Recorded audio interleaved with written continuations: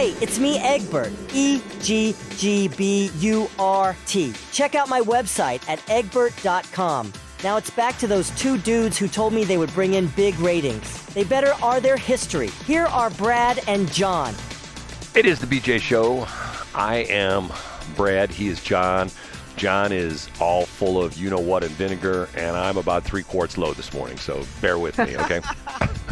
Okay, so this guy is this elections expert, okay? And he is saying his basic premise is that if you live in an area that has early voting and you're a Republican, if they say early voting starts October 22nd, you are there voting on October 22nd.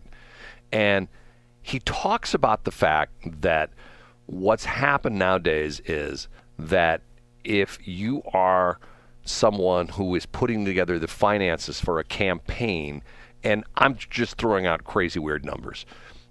He said that if you are someone who's financing a campaign, it cost, I want to say, I think he remembers saying something like it costs something like $6 per voter for you to show up on the first day of early voting. And the idea being is the closer you get to election, it's sort of like booking a hotel room, booking like airline travel. The closer you are to that date, the more expensive it gets. And the more money that the campaign has to spend to get you to place your vote. So he's saying that the Republicans can moan and groan all they want. Oh, the Democrats got all this, absentee voting. Oh, they got this mail-in voting. Oh, early voting, stuff like that. He's saying, look, stop complaining and do something about it by doing exactly what the Democrats are doing, but beating them at their own game. So whenever first day of voting is, show up and vote. He talks about he's got his wife, he's got his two kids who are of voting age, and they don't have mail-in voting. I can't remember what state he's in, but they have early voting and they have locations they can go vote. He says that morning they've all taken off work, they're going to vote. Very first day of voting. And I'm thinking to myself, and he said the point he made was, he says the Republicans complain about this, that on the day of the election they're already losing by 100,000 votes. And you've heard this before, well, it's pretty bad. Yeah, sure. So, and the point being is, and once again, this is so simple when you think about that. He says so many people say, well, I'm going to vote on election day. But then something happens. Someone in their family gets sick, or there's a sale at... They get 3/4 low on their body oil. Right. They're down for the count one day. Like me, like yesterday. Somebody... Yeah. There's a sale at Nordstrom's, whatever it is.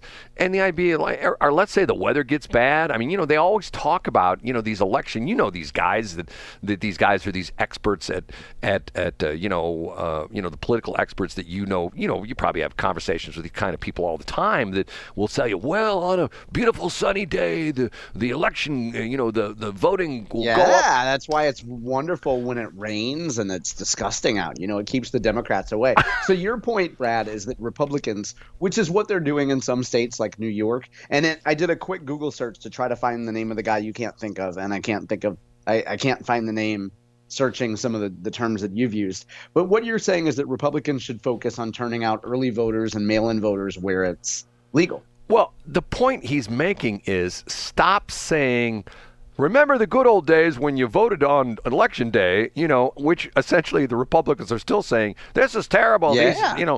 And essentially, it's to the point where, and I guess the stupid analogy would be that if the Major League Baseball changes the rules and you got one team, the manager of one team says, well, you know what, that new rule, that's not the way I played ball when I played ball, so we're not going to do that. Like the designated hitter. Let me interrupt. like not embracing the designated hitter. Exactly. So he's going to get his butt kicked because of the fact that everybody else is doing it, but he's not doing it because that's not the way it's supposed to be done. Yeah. Yeah. And I thought it was sort of interesting, but the thing about it was he had this down with the numbers and talked about the fact that and he said what the Democrats do so well is they do all the data mining. They know who the people are who are maybe the swing voters who aren't necessarily sure of the fact that well, I'm on the fence, I don't know. They know who those people are. I don't know how they know that, but they know that, and they dispatch people to knock on their door, which you and I seem to know someone that we know that does a fair amount of door knocking, correct? Yeah, that's true. We know several people. But Right. Yeah, we do. Right. Now, first off, I know so many people that tell me they don't answer the door anymore. And once again, Like your co-host on the show. yeah, you don't answer the door, do you? Ever? I would never, under any circumstance, answer my door. Let me give Answering a door or answering the phone is an intrusion on my time. And Brad, I know you and I disagree on this, but if someone calls you, like, you answer the phone, and I know that I know because of the industry that you've been in for many years, you have the pipe dream of someday somebody's going to randomly call you and offer you a huge ad contract. And if you hadn't answered the phone, they'd totally go to another radio station or whatever. But in general, in real life, the way that things really work, people are intruding on your time. And when someone calls my phone, even if it's somebody I know, unless it's a handful of people, I'm not going to answer it. Like, I will speak to people on my timetable. And again, the phone is there for my convenience. It's not there for people to interrupt me. If I'm making dinner for my kids and somebody rings the doorbell, they can stick it. Like, what could possibly be more important at that moment? I don't care that you're 21 and you're trying to sell siding in my neighborhood. Get out of here. Okay? I don't want to talk to you. I'm not going to buy whatever you're selling. Go away. Whatever I'm doing at the moment is infinitely more important than some idiot ringing my doorbell. CP, are you listening to this? CP, did you hear that? Okay. And you know what? If it's somebody out there with a Eric Schmidt button or a Holly button, great for them. That's awesome. Leave the literature at the door. You don't get my 30 seconds. I'm not going to speak with you. But leave the literature and move on, I'm already voting for your guy, so just get moving. John, we're not going to have a conversation. No, we're not going to share a moment together. Get down the road. Go talk to the senior citizen across the street. Leave me alone. They got time. They're 89. They're laying in bed because they're sick today. Go talk to Brad across the street, Okay. John, let me give you a scenario. Knock, knock, knock on the door. Okay. So let's say John has a doorbell camera, and John grabs his phone and he goes, I wonder who that's knocking the door. And you look at the doorbell camera, and it's this knockout woman. Oh my God, She's so beautiful. And she says, without any prompt, hi, John, I know you're in there. I'm Miss August from 1992.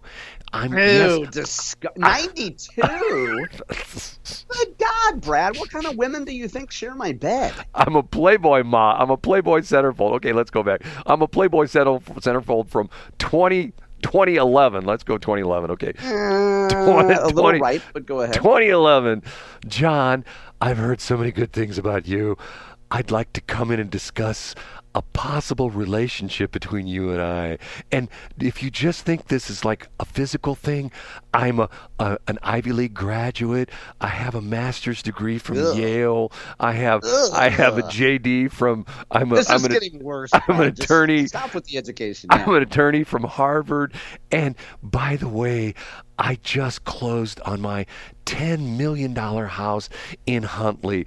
Can I come in and talk to you, John? You're going to say, no way. I don't want anything to do with you, right? I appreciate you sharing your own personal fantasies, Brad. By the way, I'm insulted that you think that somebody from that well, anyway.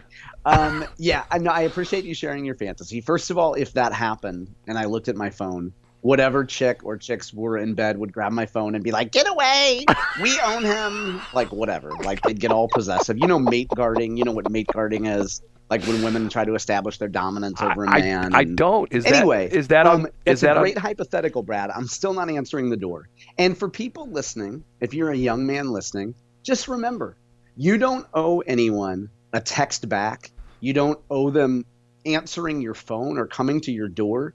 Be in control of your time. Be in control of your schedule. They can speak to you at a time that works for you. You are not a slave to your phone. And when other people intrude on your time, you don't owe them anything.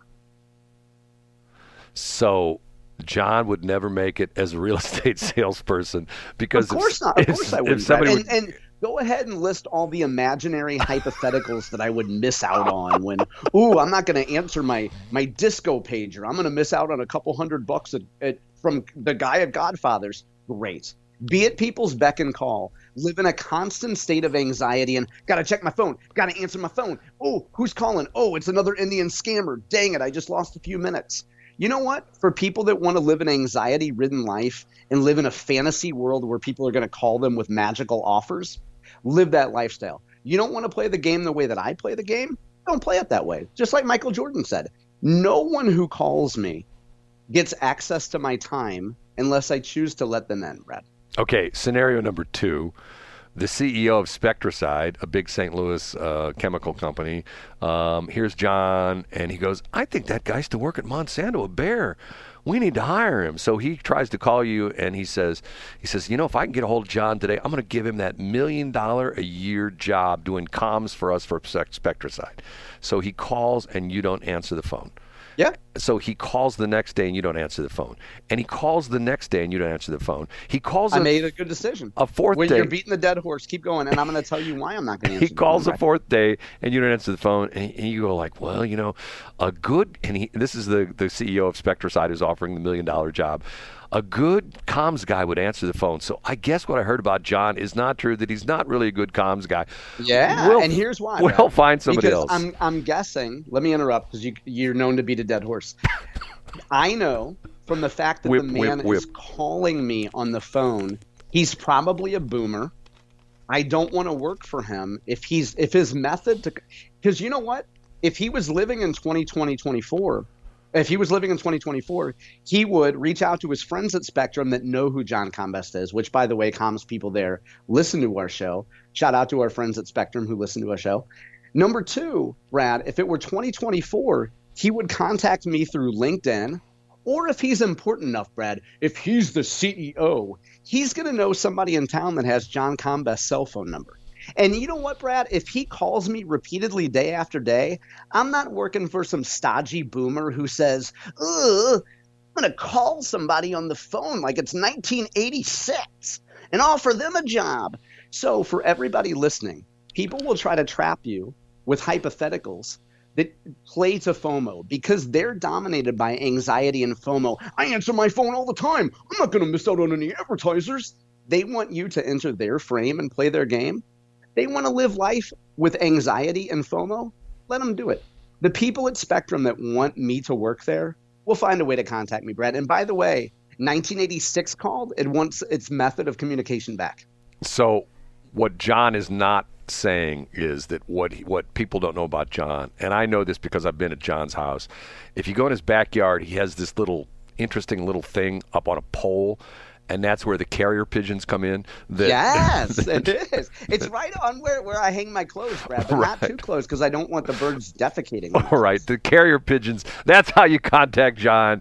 You go to carrierpigeons.com and you can essentially have a message that you can send via carrier pigeon, and essentially it shuts up in John's carrier pigeon lodge. See, John, you and I couldn't be more different because I know, and isn't that a beautiful thing? Because I don't suffer from FOMO and anxiety, and I'm not stuck in an era where, if they don't answer my phone, Brad, if an executive wanted to get in touch with you, he would find a way to get in touch with you. And what kind of executive, Brad, what kind of a human being in 2024 relies on one method of communication?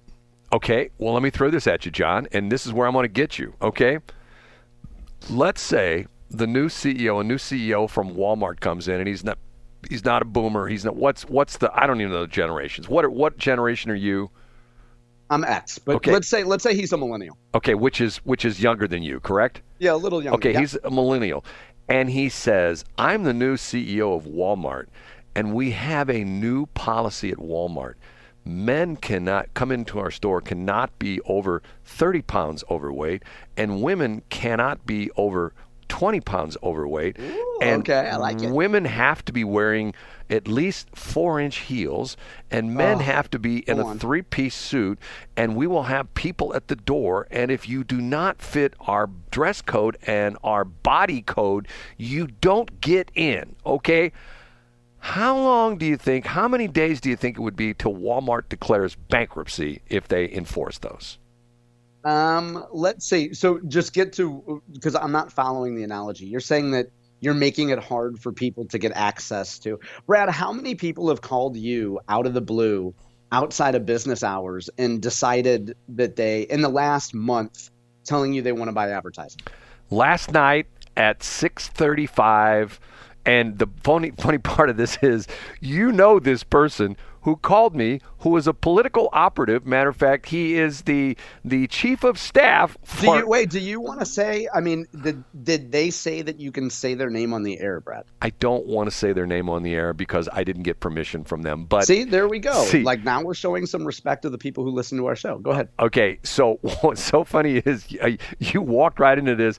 At 6:35 last night, I answered the phone, not knowing who it was. It's this guy who essentially says, he's asking me some questions, and he says, we're going to make a buy on both of your stations, and I just needed a couple more details. I will hand this off to our media buyer. They will be in touch with you. So there, John, 6:35 in the evening. Is this your way of saying thank you? No. Now, remind me, Brad, how did they find out about our show? From you. Oh, okay. But so this is your way of saying thank you? I'm not following this. No, but once again, you're the guy telling me who's going to call you after business hours and offer you some advertising. This guy Brad, did. Answer my question. Do you think they listen to our show? They listen to our show, right? Yeah. Okay, so do you think maybe they've heard you once a week talk about how you answer your phone at all times, John, and they know that they can call you at 6:35? They know you're elderly. They know you're a boomer. They know you're going to answer the phone. John, do you have to be out of here right at 8 o'clock? Because it's going to be in 20 seconds. Yeah, I'm leaving in 1 minute. I'm hanging up. You can keep talking, but I'm hanging up. And thank you, Brad, for expressing your gratitude for putting you in the position where people call you. I appreciate you starting the story and ending the story with gratitude, which is where we should begin and end, right? John, you know what? Yeah. You need to run for president. Oh, thank you, Brad. Hey, we will see everybody tomorrow. Thanks for checking out the Brad and John Show podcast. This segment of the show is brought to you by John Combest's book, Stalking, Harassment, Internet Trolling, A Guide to Recovering and Rebuilding After Online Attacks. It's a great reference if you've ever been the unfortunate target of a social media attack. It's available on Amazon. Just search John Combest. That's Combest, John Combest, and the book will show up in your search results. Now it's time for another segment of the Brad and John Show. Can you handle it?